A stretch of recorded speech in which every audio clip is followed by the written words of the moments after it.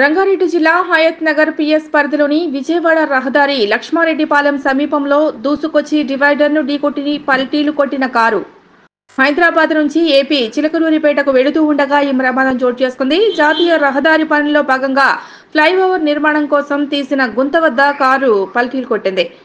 కారులో వెళ్తున్న దంపతులు బెలూన్ ఓపెన్ కావడంతో త్రుటిలో తప్పింది ఈ ప్రమాదం. అందులో ఉన్న మహిళకు తలకు చెయ్యికి గాయాలయ్యాయి.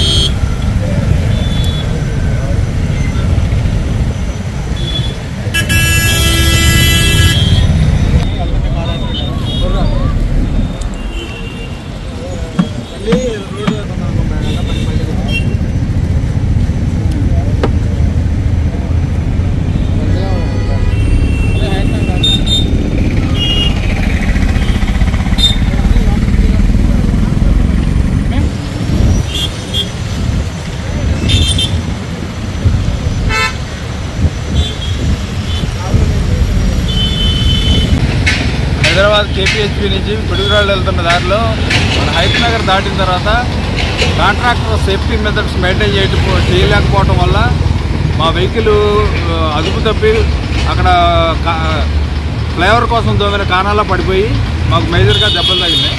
మా మిస్సెస్కి బాగా నెక్ రైట్ హ్యాండ్ బ్రేక్ అయింది.